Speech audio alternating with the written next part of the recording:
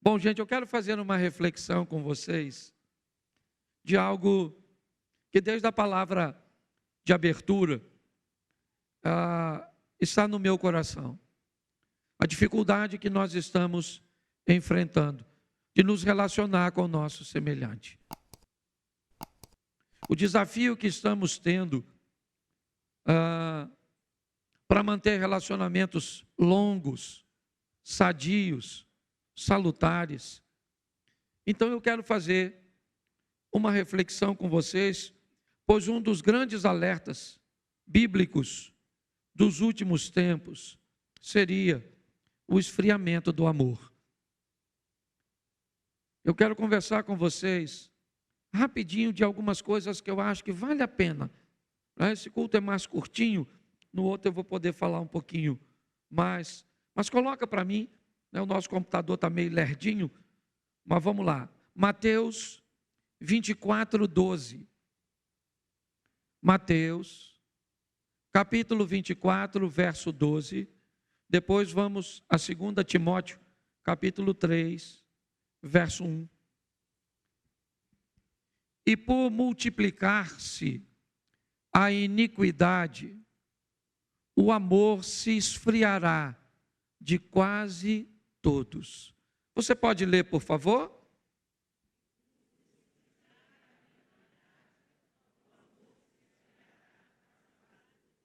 Feche seus olhos. Senhor nosso Deus e Pai, em nome de Jesus, eis aqui a Tua palavra. Continua falando conosco. Usa-me como um canal de bênção. Em nome de Jesus. Amém. Glória a Deus. Amém. Dois lugares sempre foram tidos como detentores do amor: a família e a igreja. São dois lugares que sempre nós esperamos encontrar com muita facilidade o amor. Mas a Bíblia nos faz um alerta de que na multiplicação da iniquidade, certo? O amor, ele se esfriaria, ele iria embora. Mas para que o amor vá embora, uma coisa precisa crescer, segundo o texto bíblico: a iniquidade. É o crescimento da iniquidade, certo? Que faz com que o amor esfrie.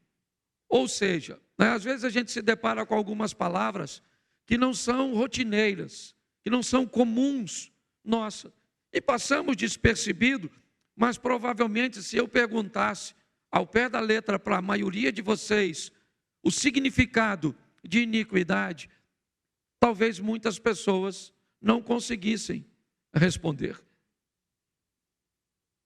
Mas a Bíblia diz que é a multiplicação da iniquidade que compromete o amor das pessoas.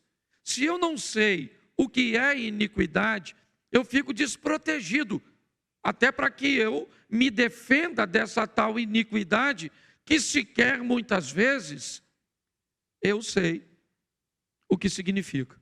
Então eu peguei aqui de uma forma simples. Iniquidade, na verdade, é o desrespeito e negação às leis e mandamentos de Deus. Quando eu desrespeito ou eu nego as leis e os mandamentos de Deus, é só uma questão de tempo até o amor pelo meu semelhante, ele se retire da minha vida. Isso é bíblico. Por que é que nós vemos hoje tantos filhos que não amam seus pais, porque tratam seus pais com tanta frieza? Por que é que nós vemos as pessoas tão frias com a dor das outras? Por causa do crescimento da iniquidade, o desrespeito ou a negação dos valores, dos mandamentos de Deus. E quando isso acontece, o apóstolo Paulo, escrevendo a Timóteo, capítulo 2, 2 Timóteo, capítulo 3, verso 1. Coloca, por favor. Isso. Sabe, porém, isto, nos últimos dias sobrevirão tempos difíceis, pois os homens serão egoístas, avarentos, jactanciosos, arrogantes, blasfemadores, desobedientes aos pais, ingratos, irreverentes, desafeiçoados, implacáveis, caluniadores, sem domínio de si, cruéis, inimigos do bem. Nós vamos até o 5. Traidores, atrevidos, enfatuados, mais amigos dos prazeres que amigos de Deus, tendo a forma de piedade, negando-lhe, entretanto, o poder. Foge também destes. Preste atenção, à medida em que as pessoas vão se distanciando de Deus, desrespeitando a Deus, negando a Deus, inevitavelmente, os dias vão ficando mais difíceis. Lembra a abertura de Paulo escrevendo a Timóteo? Que viriam tempos difíceis para se manter em casamento, difícil para estabelecer negócios, difícil para manter amizades, difícil para criar filhos. São tempos difíceis, porque se os homens deixaram de se orientar pelo que Deus determinou, eles vão se orientar pelo quê? Por si mesmo. Então a Bíblia diz que nós vamos nos deparar com pessoas amantes de si mesmas, onde os valores e os princípios de Deus já não são relevantes para elas. Não interessa quem essa pessoa seja, não interessa se ela é mais velha. Para que respeitar os mais velhos? Para que respeitar os direitos dos outros? Quando os valores de Deus vão embora, algum valor vai ter que substituir esses valores. E aí, Paulo também escrevendo aos Romanos, no capítulo 1, no verso 25, nos deixa um alerta bem interessante. Romanos 1, 25. Pois eles mudaram a verdade de Deus em mentira, adorando e servindo a criatura em lugar do Criador, o qual é bendito eternamente. Amém. É lógico.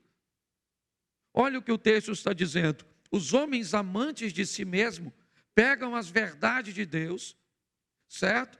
E a transformam em mentiras, em comportamentos e valores que têm o propósito de servir a si mesmo.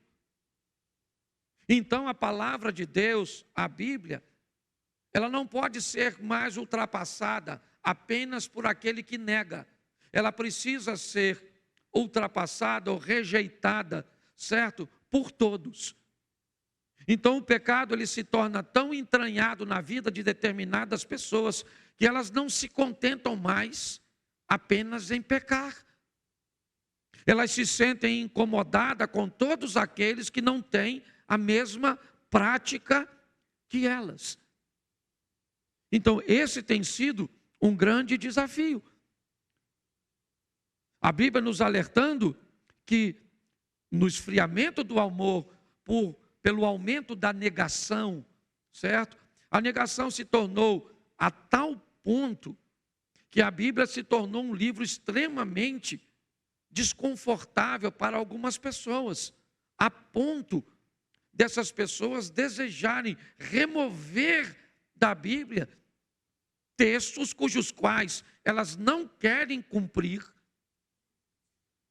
Mas beleza, está tudo certo. Elas não querem cumprir, mas não apenas não querem cumprir. Elas não querem que ninguém cumpra. Então você vê que o amor esfria, porque a negação e o desrespeito às coisas de Deus aumentam. O homem começa a ser mais amante de si mesmo.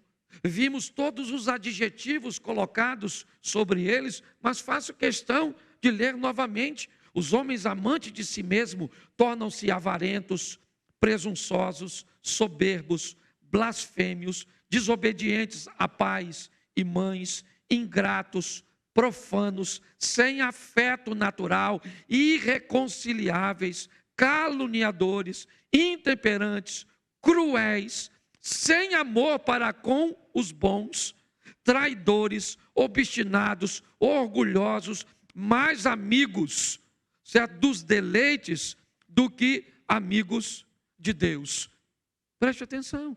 Esse é o perfil que a Bíblia diz que nós vamos encontrar nas pessoas cujas quais a iniquidade se multiplicou. Quando olhamos para tudo isso, Paulo também dá um conselho ainda falando a Timóteo. No capítulo 3 de 2 Timóteo, a partir do verso 10, olha o que Paulo diz a Timóteo. 3:10. Tu, porém, tens seguido de perto o meu ensino, procedimento, propósito, fé, longanimidade, amor, perseverança. Olha só. Não. Pode voltar para o 10. Deixa lá. Preste atenção o que Paulo está falando a Timóteo. Eu gosto um pouquinho mais da minha tradução, pois ela diz assim: tu tens seguido a minha doutrina, modo de viver, intenção, fé, longanimidade, ou seja, capacidade de enfrentar oposição, amor e paciência.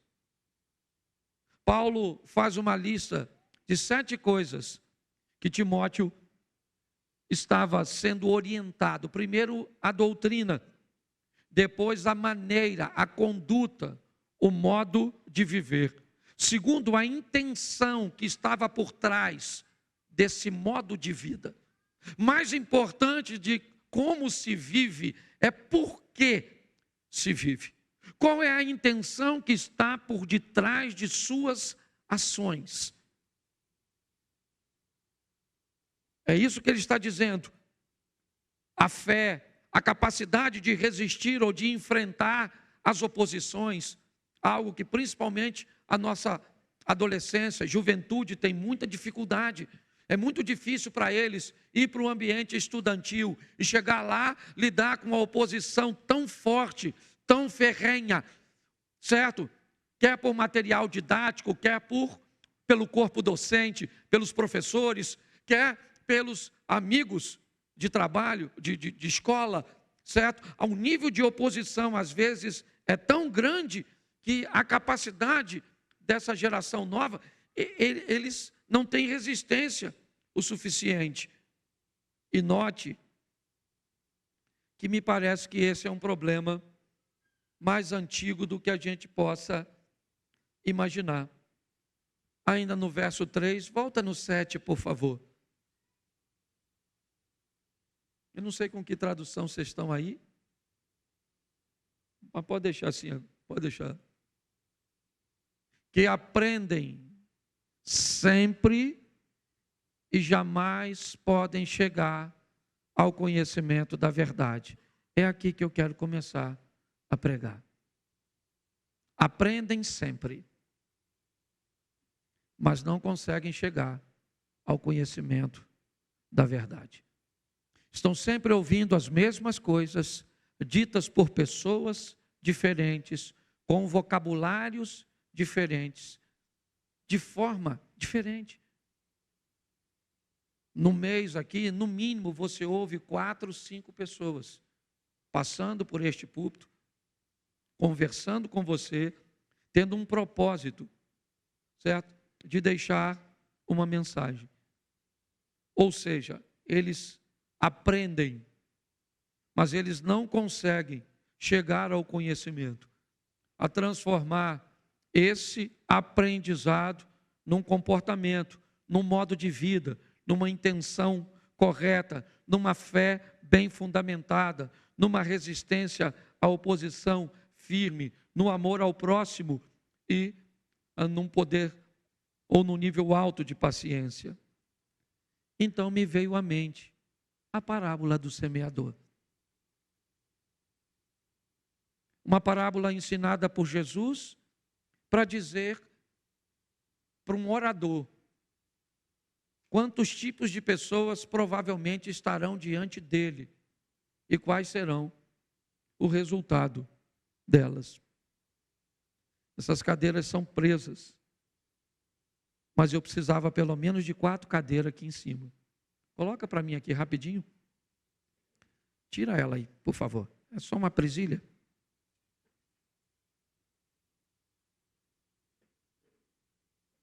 Pode me dar aqui que eu coloco lá.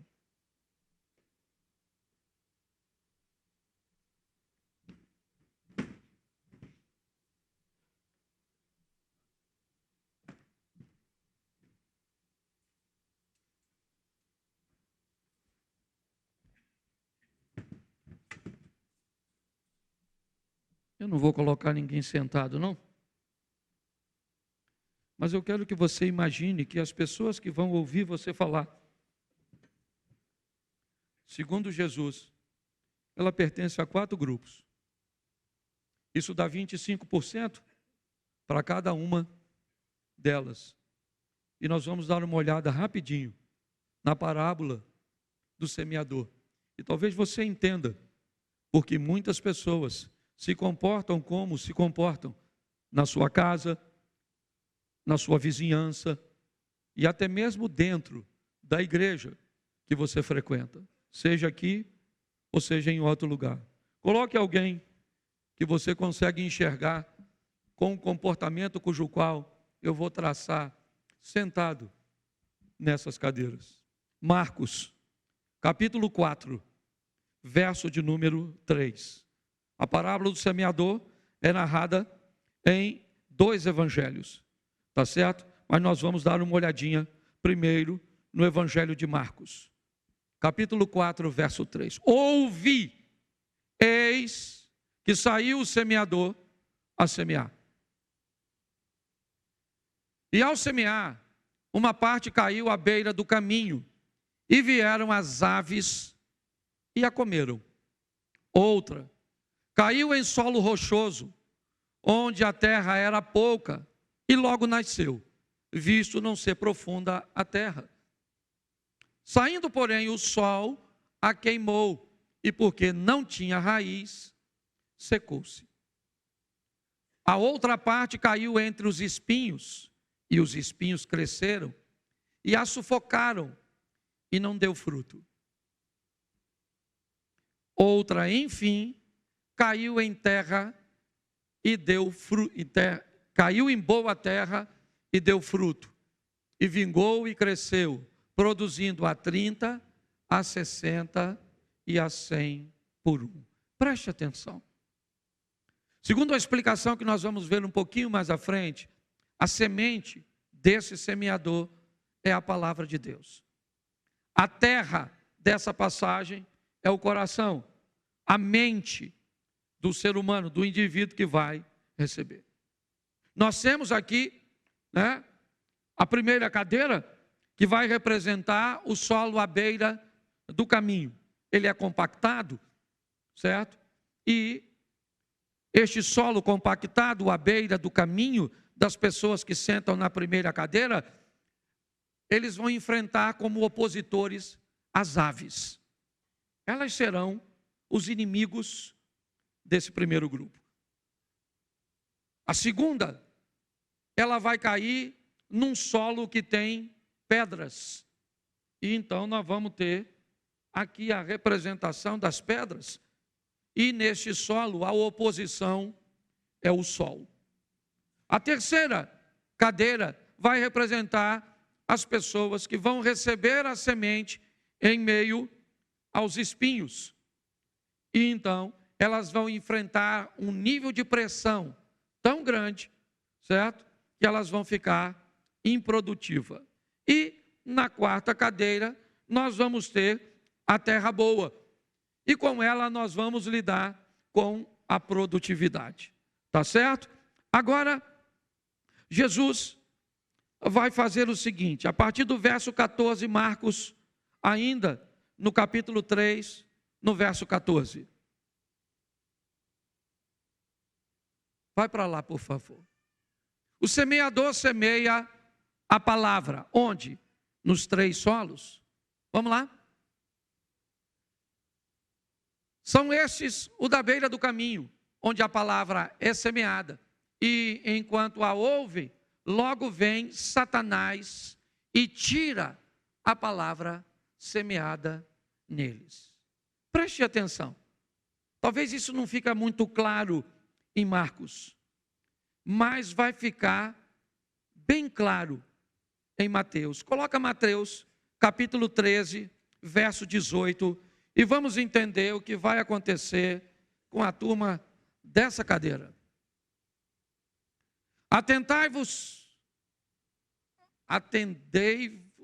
Atendei vós, pois, a parábola do semeador. Perdão. Vamos lá. A todos que ouvem a palavra do reino e não a compreendem. Preste atenção que tem um grupo de pessoas que vão estar ouvindo a palavra de Deus. A semente. O semeador sobe aqui, quer em forma de canção, quer em forma de palavra de oferta, de campanha, certo? Quer em forma de pregação. Ele vai buscar semear alguma coisa no seu coração. E um grupo de pessoas que vão te ouvir aqui na igreja, no seu trabalho, na condução, na escola, elas vão ser representadas por uma parte. E que parte é essa?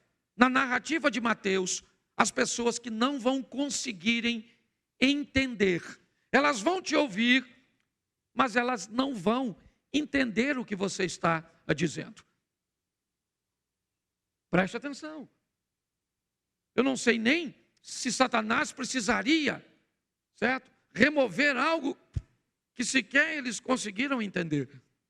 Mas é muito importante, quando nós estivermos falando, nós buscarmos ser o mais claro possível, principalmente para atingirmos este grupo. Porque se essas pessoas não entenderam nada, certo? Canta-se uma canção que elas não entendem, porque nós imaginamos, ou pelo menos imaginamos, que todo mundo aqui está familiarizado com a Bíblia.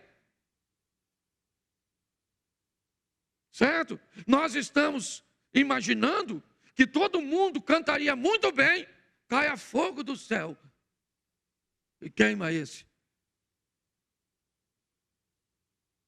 Mas será que todo mundo sabe o que é esse fogo? Será que as pessoas estão familiarizadas com isso? Porque se falarmos coisas que as pessoas não entendem, o que elas vieram fazer na igreja? Nada. Dar apenas um passeio. E essas pessoas, elas vão embora. Elas podem até por algum momento, por uma emoção, sem entender direito, elas podem vir aqui na frente atendendo um apelo que sequer sabem o que está fazendo. Eu não sei se você sabe o número de pessoas que recebem Jesus e vêm aqui à frente. É bem maior do que aqueles que conseguem prosseguir e permanecer. E tem gente que depois, se você perguntar, ele nem sabe direito o que fez. Então, Jesus está dizendo que há um grupo das pessoas cuja qual você talvez pertença. Pastor, realmente, eu às vezes não entendo nada. Eu não consigo ler a Bíblia, certo? Eu não consigo, às vezes vocês falam algumas coisas, expõem algumas questões que, na verdade, eu não consigo entender. Então, se você não consegue entender, a Bíblia é bem clara. Vem o diabo, arrebata, tira do coração. E essas pessoas, elas podem até vir ao culto, mas na verdade não faz parte dele não, certo? E eu acho que deve continuar vindo, até que uma hora alguém se conscientize que tem que viabilizar uma mensagem que também acesse essa pessoa. E eu não estou falando só de igreja não, gente. Eu estou falando de qualquer ambiente. Tá certo? Essa semana passada eu peguei um voo com um senhor. indo para Recife, e ele era um general, um cara muito bem, né, posicionado. E ele sentou do meu lado e começou a me fazer perguntas de gente que não entendia nada. Eu não sei se vocês viram, não estou fazendo crítica nenhuma a ninguém, mas eu vi uma fala de Zezé de Camargo narrando um episódio bíblico onde Jesus tem um encontro com Abraão. Está batendo um papo. Você está entendendo? Ou seja, se você conhece um pouco de Bíblia, você viu que não tinha conectividade no que ele estava falando. Então, isso mostra apenas o que as pessoas entendem. Então, por que é que muitas pessoas talvez não consigam melhorar sua vida, estabelecer um padrão de cristão na sociedade, se tornar o sol que vai oferecer sede, se tornar uma luz que vai remover as pessoas das trevas? Sim, não é porque elas não querem, é simplesmente porque elas não entendem. Você está entendendo? O eunuco estava lendo o livro do profeta Isaías. Filipe lhe perguntou: entendes tu o que lês? Ele disse: como eu vou entender se alguém não me explicar? Então é importante que tenhamos esse entendimento. Então, eu já tirei uma cadeira. Tá certo? Mas vamos lá. Volta lá, por favor. Deixa eu pegar Marcos aqui, que fica mais fácil. A partir do 14. Volta a Marcos, capítulo 4, a partir do 14. Agora eu vou ficar por aqui para ficar mais fácil. Isso. O semeador semeia a palavra. Vamos lá. Aí vai vir o primeiro grupo, certo? São estes os da beira do caminho, onde a palavra é semeada, enquanto a ouve, logo vem o Satanás e tira a palavra. Então tá bom. Mateus nos diz que essas pessoas não entenderam. Ok? Então vamos lá. Vamos para o próximo, 16. Semelhantemente são estes semeados em solo rochoso, os quais, ouvindo a palavra, logo a recebem com alegria. Vamos lá, 17. Mas eles não têm raiz em si mesmo, sendo antes de pouca duração, lhe chegando a angústia ou a perseguição por causa da palavra, logo se escandalizam. Preste atenção, porque agora nós temos o segundo grupo. A palavra foi semeada e o coração dessa pessoa é representado como um coração rochoso. Se você já foi em Israel, você deve entender um pouquinho o que ele está querendo dizer. Certa superficialidade da terra na maioria dos lugares. Ok? Onde sempre a terra disputa espaço com as pedras. É um solo rochoso. Tá certo? O deserto da Judéia, principalmente, ele não é como o deserto do Saara, de areia, certo? Ele é chamado de deserto, primeiro porque é inabitável, tá certo? Mas ele é composto de terra e pedra. Então, o que Jesus está relacionando aqui agora é dizendo que nós vamos ter pessoas sentadas nessa cadeira, certo? Que vão receber a palavra, a mesma palavra que o de lá não entendeu. Aquele lá não conseguiu pegar nada, esse aqui ainda pegou alguma coisa. Esse que sentou aqui, ele conseguiu receber, recebeu com alegria, certo? Mas ele vai ter problema com a resistência, com a longanimidade. Ele vai ser alguém que, quando enfrentar a oposição pela própria palavra, quando ele tiver que viver lá fora, debaixo daquela palavra que ele recebeu aqui dentro, e ele tiver que lidar com as oposições, com a perseguição, por causa da palavra, ele também não aguenta. Ele se escandaliza. A palavra escândalo ali, certo? Que é apenas fazer, é uma expressão que na maioria das vezes é utilizada por um caçador. Quando um caçador vai caçar, a primeira coisa que ele faz na mata é encontrar a trilha do animal cujo qual ele quer prender. Então o que ele faz? Ele coloca alimento na trilha para que o animal continue passando por ali. e logo depois ele arma naquela trilha, naquele percurso, a sua armadilha. Se ele tiver êxito, ele matou o animal. Se o animal conseguir fugir, o animal se escandalizou. Ele saiu do caminho, ele foi embora, ele saiu da rota. Ele estava andando do caminho, mas ele escandalizou. Certo? A palavra escândalo é sai do caminho natural, o que deveria estar andando.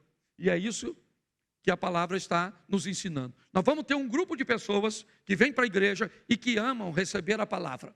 Amam cantar a palavra, né, em louvor, entra no coração deles, eles recebem com alegria, gostam dos pregadores, eles gostam de tudo. Eles só têm um problema, eles têm dificuldade de resistir a essa pressão.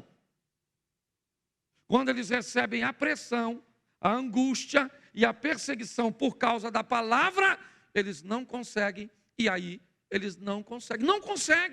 Eles não conseguem seguir um padrão moral. Eles têm dificuldade, eles são gente boa, sim, mas eles enfrentam uma pressão tão grande que eles não conseguem se manter. É isso que a Bíblia está falando dos nossos ouvintes, tá certo?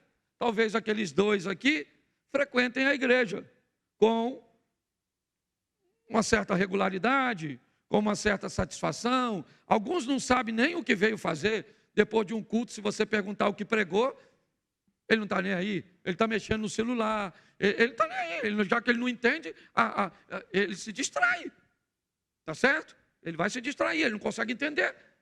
O segundo não, o segundo recebeu, ele gostou, mas ele tem dificuldade com as pressões, tá certo? Vamos para o terceiro? Então coloca aí, versículo 18.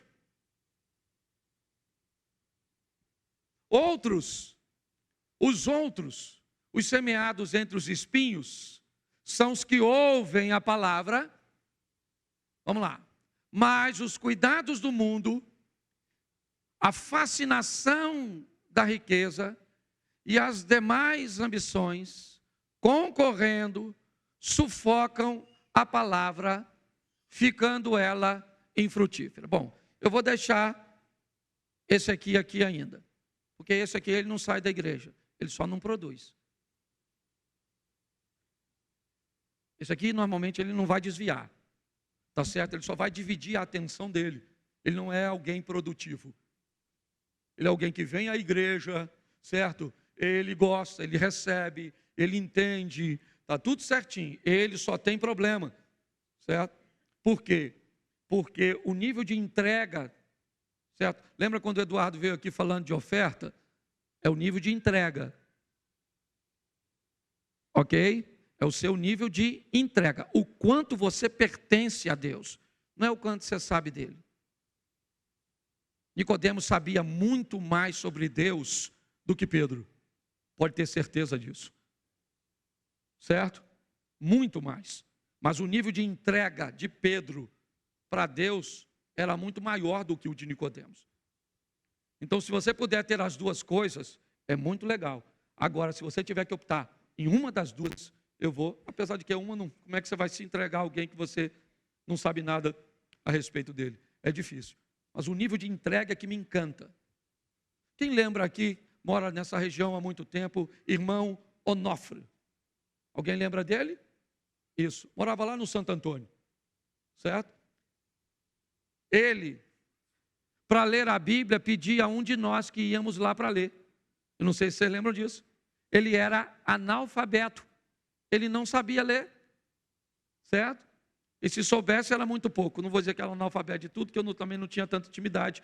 Mas eu já fazia fila para aquele homem orar.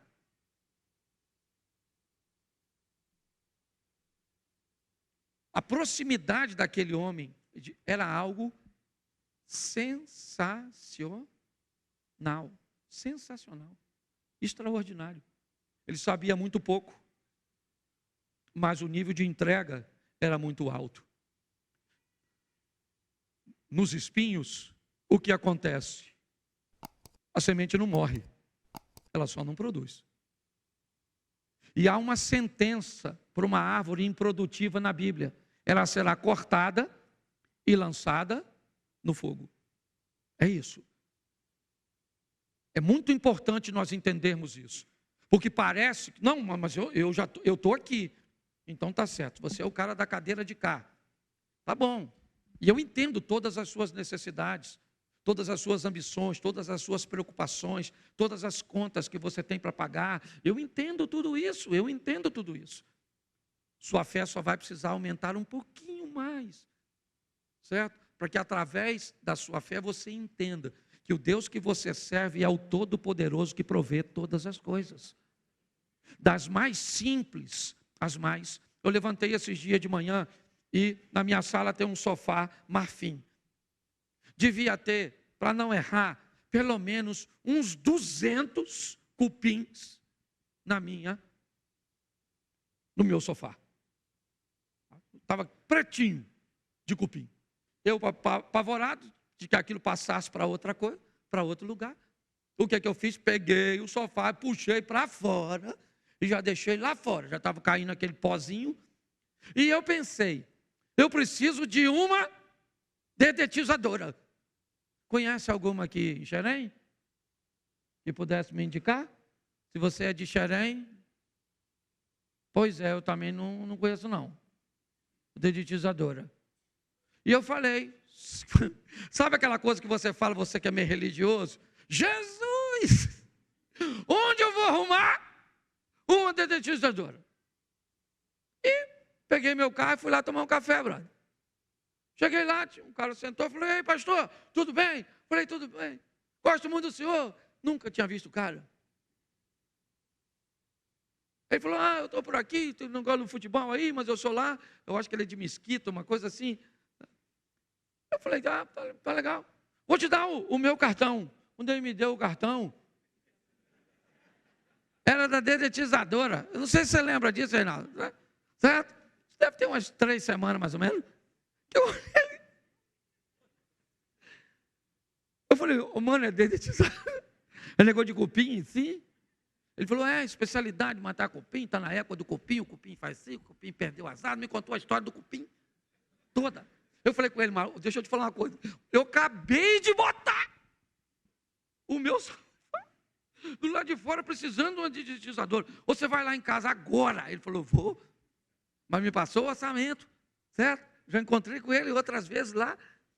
Por quê? Porque Deus, deixa eu falar uma coisa para você, Ele cuida das pequenas coisas e das coisas grandes.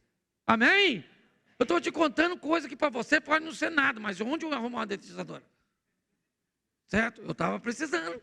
E ele me escutou, foi tomar café comigo e me apresentou o cara da... Mas vamos aqui, porque senão eu não termino. Agora, olha só, certo? Esse aqui fica na igreja. Só que ele não produz nada. Você conhece alguém assim? Não, né? Não, né? Conhece aquele que vem assim, lá uma vez ou outra, até gosta, mas uma vida bagunçada. Conhece não, né? Conhece aquele que não entende nada? Nada. Esse dia eu estava num culto, falei, abra sua Bíblia no livro de Abraão, capítulo 3, versículo 7. Um movimento para abrir. Quando, de repente, um dos que estava procurando olhou para mim e falou, não tem. Eu falei, sério? É só para você ver que tem gente que não sabe nada. E pior, tem gente que sabe menos. Porque tem uns que nem sabe que não sabe. Porque a pessoa que sabe que não sabe, ela já é instruída. Certo? Agora, presta atenção. Bota no 20.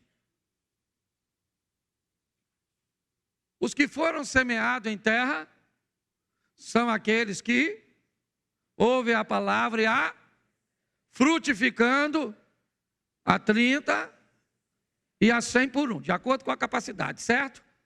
Sim ou não? Então, nós dividimos aqui a turma da igreja em quantos? Então, agora você olha. O cara do passarinho. Passarinho, piu, piu. Aqui, ó, para ninguém dizer que não entende. Passarinho, passarinho. Certo? Aqui. Tem gente que morre quando eu faço isso, mas eu morro, pelo menos morre com Jesus. Esse aqui é o da pedrinha. Entendeu? Esse aqui é o do... Isso. E esse aqui é o da terra. Ou seja, de cada 4 pessoas que entram na igreja,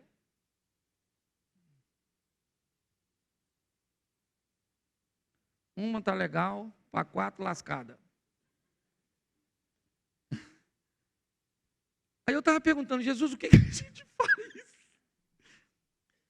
Vamos tomar conta das lascadas, sim ou não? Sim ou não? Não. Vão pedir ajuda às boas. Porque sozinho não dá para tomar conta.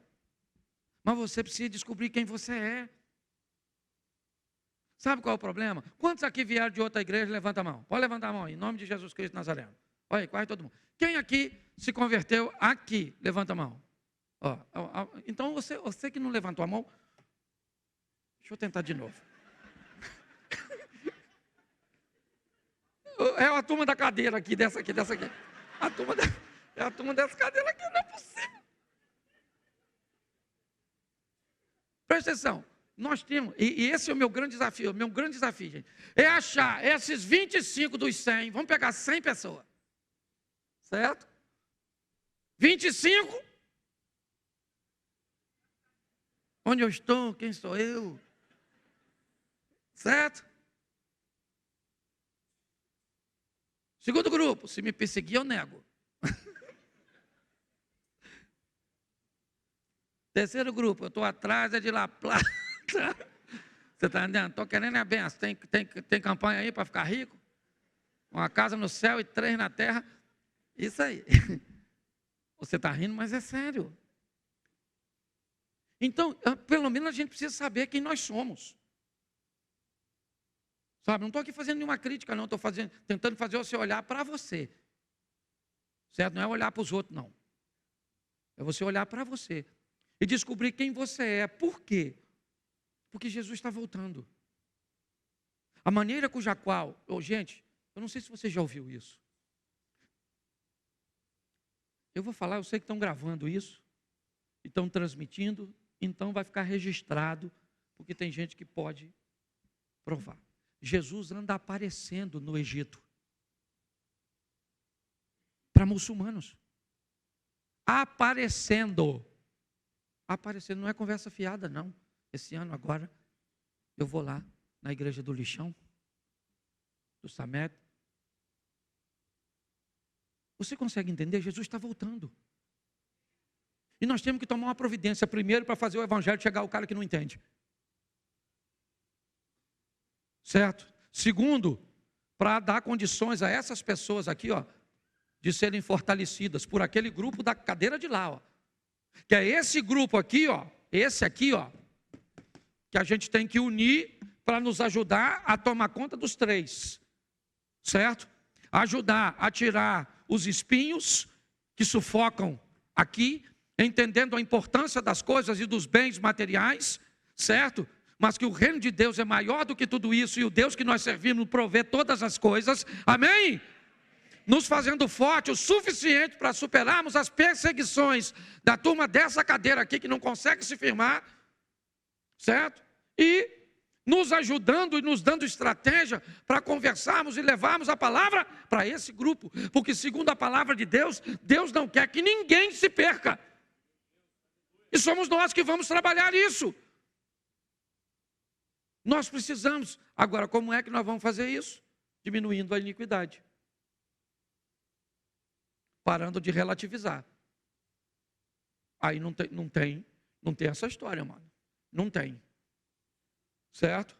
Não tem isso. Ah, pastor, uma igreja que não é inclusiva, porque as pessoas nascem desse jeito. Meu irmão, não tem isso. Não tem. Não tem como negociar. Não tem como relativizar. Não tem. Tá certo? Agora também, a única forma de não precisarmos relativizar é amarmos. Porque o amor constrange. As pessoas, quando são amadas, certo? Quando elas se sentem amadas e respeitadas, até mesmo por quem não concorda com sua prática. Eu fiquei, e termino aqui, uma das notícias mais tristes que eu recebi nos últimos anos foi do fim do programa do Raul Gil no SBT. Um programa que abria portas para que o gospel pudesse se apresentar. Um programa onde os bastidores do programa, certo, eram extremamente agradáveis, ordeiros.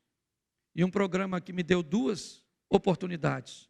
Uma, de participar do chapéu, certo?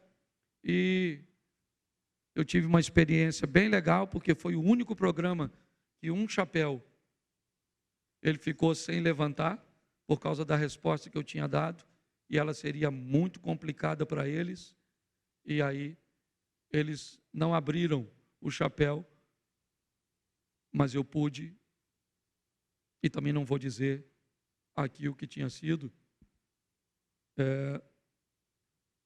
eu não tirei o chapéu para aquela pessoa ou para aquela instituição.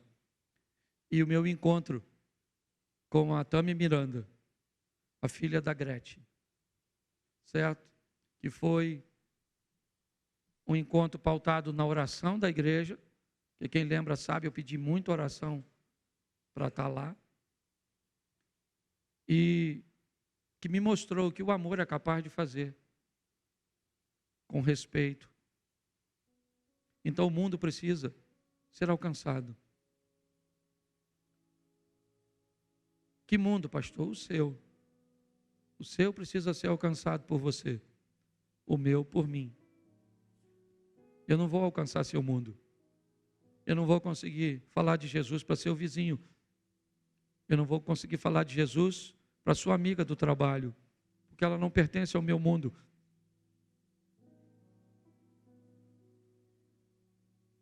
Eu quero que você fique de pé.